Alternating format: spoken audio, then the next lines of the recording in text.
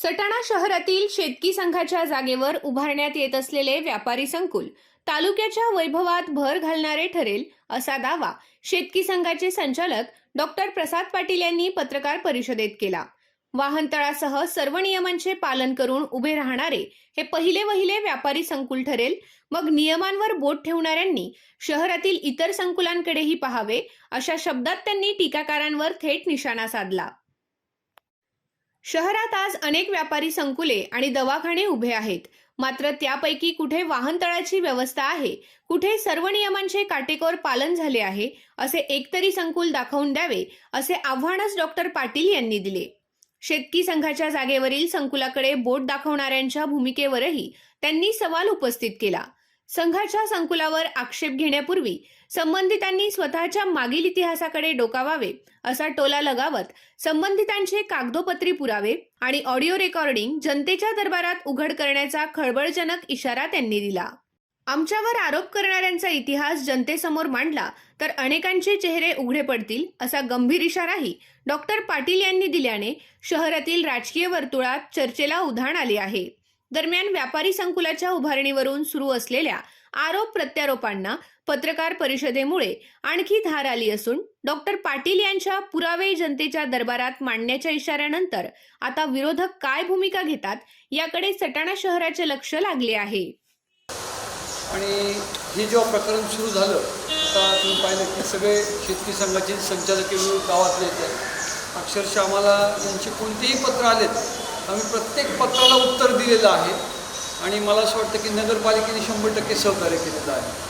परंतु हे जे काही उद्या याला बसतात उपोषणाला बसत आहे माझा थोडा स्पष्ट स्वभाव आहे, नाव नाही घेणार मी, परंतु तुम्हाला सगळ्यांना माहिती कोण घेतं येते आणि त्यापैकी दोघंही ब्लॅकमेलर्स आहेत असं मी या ठिकाणी मुद्दामून स्पष्टपणे सांगितलं। ब्लॅकमेलर्स या अर्थाने की त्यांनी प्रत्येक आत्तापर्यंत त्यांनी पदावर असताना सुद्धा काय काय दंगडे केलेत वगैरे ते सगळे आम्ही काढलेले आहेत। मात्र आता आमच्या ते शेपटीवर पाय दिल्यामुळे आम्हाला नाईलाज असतो सगळ्या गोष्टी बोलावं लागत आहेत। याच्यामध्ये काही गोष्टी मी तुम्हाला सांगेल की आता माझ्या हातात जी फाईल आहे ती तुमच्या ताब्यात सगळे देणार आहोत आम्ही कागदपत्र। त्यांनी जे जे काही प्रश्न उपस्थित केले होते त्या सगळ्या प्रश्नांना या पत्राद्वारे आम्ही उत्तरं दिली, शेतकी संघाने उत्तर दिलेली आहेत। आणि जे कोणी बिल्डर्स ते म्हणतात की पुण्याचे बिल्डर्स आहेत आणि त्यांच्या घशामध्ये सगळं ओतणार आहे, असं काहीही नसून बिल्डर आपले लोकल आहेत, कळवण आणि सटाण्याचे आहेत आणि त्यांच्यामार्फत त्यांनी म्हणजे तुम्ही एखादा ॲक्सेप्ट करणार नाही परंतु जवळपास 1.5 कोटीचे 1,65,00,000 रुपयाच्या आसपास आजपर्यंत त्यांनी चलनाद्वारे पैसे भरलेले आहेत फक्त नगरपालिकेचे। त्यांनी आजही तहसीलदार कचेरीमध्ये अर्ज पेंडिंग आहे ते त्यांना नियम माहिती नव्हते नगरपालिकेला की तहसीलदारांकडनं जी वाणिज्य परवानगी येते ती आता नगरपालिकेकडे हस्तांतरित झालेली आहे आणि नगरपालिकेच्या कोणत्याही कर्मचाऱ्यांना ती माहिती नव्हती। ती माहिती घेऊन त्याचेसुद्धा पैसे भरून आजपर्यंत जेवढी सिटी सर्वेला 2-3 वेळेस मोजणी केली त्याचे सगळे पैसे भरून सगळ्या काही ज्या काही परवानग्या आहेत त्या सगळ्या लिगलाईज केल्या आहेत। परंतु यांचं जे आहे ना यांचं वड्याचं तेल वांग्यावर चाललेलं आहे। प्रल्हाद तात्यांवर त्यांनी जे आरोप केले म्हणजे इनडायरेक्टली केले त्यांनी संघाने असं केलं तसं केलं। आम्ही आजपर्यंत नगरपालिकेच्या कोणत्याही अधिकाऱ्यांना 1 रुपया दिला नाही। तुम्हाला सगळ्यांना माहिती आहे मी वैयक्तिक भारतातला एकमेव असेल की 6 लोकांना मी आज भ्रष्टाचार पकडून दिलेलं आहे आणि कमीत कमी 25-30 लोकांना मी आजपर्यंत मदत केलेली आहे आणि ते सक्सेस झाले आहेत सगळे ट्रॅप्स। मी वैयक्तिक इथं असताना कोणत्याही गोष्टी होऊ देणार नाही किंवा झालेल्या नाही आहेत। त्याच्यामुळे कोणतेही त्यांनी जे सांगितलं की मॅनेज केले वगैरे आम्ही कोणतेही मॅनेज केले कारण आम्हाला आमच्या कर्मचाऱ्यांचे पगार करायला पैसे नाहीत सध्या, तर आम्ही कोणत्या पद्धतीने देणार। ज्या काही केसेस मिटवल्या त्या तात्यांनी आजपर्यंत त्यांच्या खिशातनं मिटवलं, त्यांचे काही थोडेफार भाडं यायचं त्याच्यातनं ते पेबॅक करून आणि तात्यांनी सगळे काही हिशोब आमचा नंबर 1मध्ये आहे। दुसरी महत्त्वाची गोष्ट अशी की त्यांनी जे काही आज काल म्हणतो ते व्हिडिओ व्हायरल्स केलेले आहेत बरेचसे, त्या व्हिडिओमधले मे महिन्याची त्यांची ते अर्ज आहेत असं एकंदर लक्षात आलं आहे। आम्ही एक खात्रीसाठी म्हणून नगरपालिकेकडे पाठवलं आणि नगरपालिकेने सांगितलं की मे महिन्यातले अर्ज आहेत, त्याच्यानंतर तुमच्या परवानग्या वगैरे बऱ्याचशा क्लिअर झालेल्या आहेत।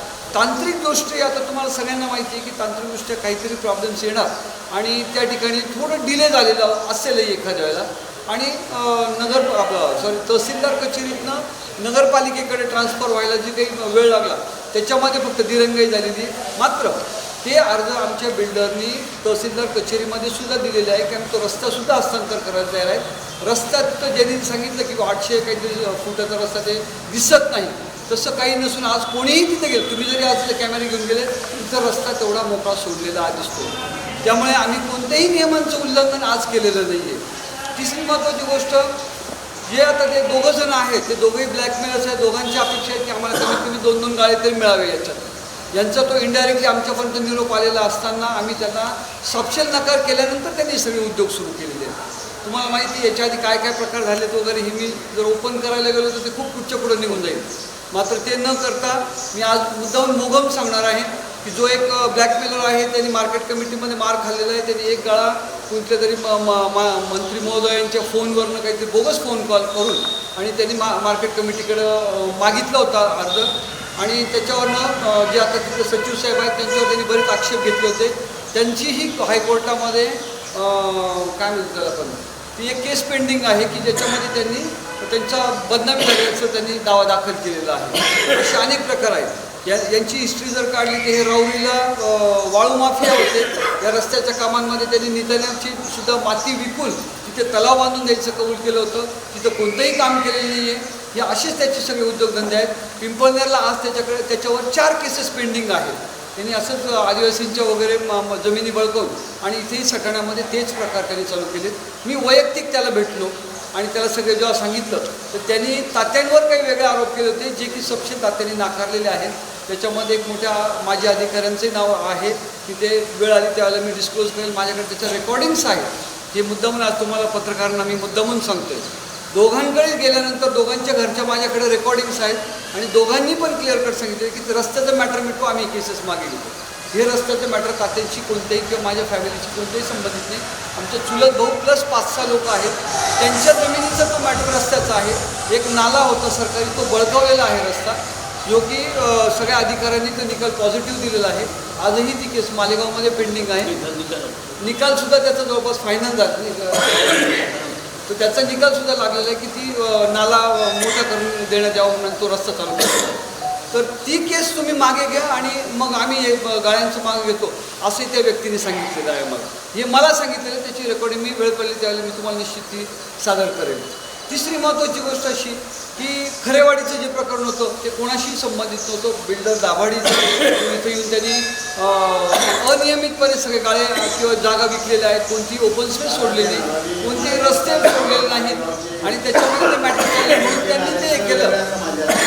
सगळं ते म्हणजे अगदी अनियमित आहे आणि त्याच्यामधनं त्यांनी सांगितलं की तात्यांनी त्या केसेस माघारी घ्याव्यात. तात्यांनी मला त्रास दिलेला आहे. तात्यांनी आमच्या भाऊबंधांच्या खरेदी खत रद्द केलेले आहे. यांचा कुठलाही संबंध नसताना त्यांनी आरोप करणं एकदम विचित्र होतं किंवा करायला नको होतं. आता सध्या काय त्यांना पण कामधंदे नाही, त्याच्यामध्ये मला असं वाटतं की ते याच्यामध्ये अडकलेले आहेत आणि कुठून तरी ओघ सुरू व्हावा हा त्यांचा उद्देश दिसतोय. राहिली गोष्ट, आजच्या या पत्रकार परिषदेमध्ये आम्हाला हेच क्लिअर करायचं आहे की तुम्हाला जे काही कागदपत्र देतो आहोत आम्ही प्रत्येक याला प्रत्येक उत्तर देणार आहोत. पण त्यामध्ये आम्ही कोणीही कोणताही भ्रष्टाचार न करता, मला तर आज सांगायला अभिमान वाटतो सगळ्या संचालक मंडळासमोर की कोणीही प्रवास भत्ता किंवा मिटिंग भत्तासुद्धा आजपर्यंत घेतलेलं नाही आहे. आणि जे काही चालू होतं म्हणजे समोर MSCBचे ऑफिसेस वगैरे होते ते कशी रिकामे केलेत, काय केलेत ते आम्हाला माहिती. त्या पद्धतीने सगळं करून आणि आज ही सटाणा नगरीमध्ये अगदी आलिशान वास्तू या ठिकाणी उभं होते. त्याच्यामध्ये अनेक लोकांना व्यवसाय मिळणार आहेत आणि त्याच्यातनं त्यांना जर कोणता आर्थिक लाभ होत नसेल किंवा आर्थिक लाभाची त्यांची अपेक्षा होती ती आमच्याकडनं पूर्ण झालेली नाही म्हणून केवळ हे सगळे आरोप करून आणि उद्या उपोषणाला बसत आहेत. मला असं वाटतं, मी सगळ्यांना विनंती करेन की याचा नक्की चिरफाड करा. तुम्ही भले आमच्या नावानिशी चिरफाड केलं तरी आमची काहीच हरकत राहणार नाही, कारण आमच्याकडे प्रूफ्स आहेत. आणि आम्ही आजच जेव्हा नगरपालिकेमध्ये कॉन्टॅक्ट केला किंवा आम्हाला काही तुम्हाला हे असेल आमच्या बाबतीत काही क्वेरीज असतील तर सांगा. आजही आम्ही ते कागदोपत्री सगळे क्वेरीज क्लिअर करायची आमची तयारी आहे. नाना वकील यांनी सांगितले, आम्ही सगळे जाऊन आलो होतो आणि तिथे अधिकाऱ्यांनी भेटलं.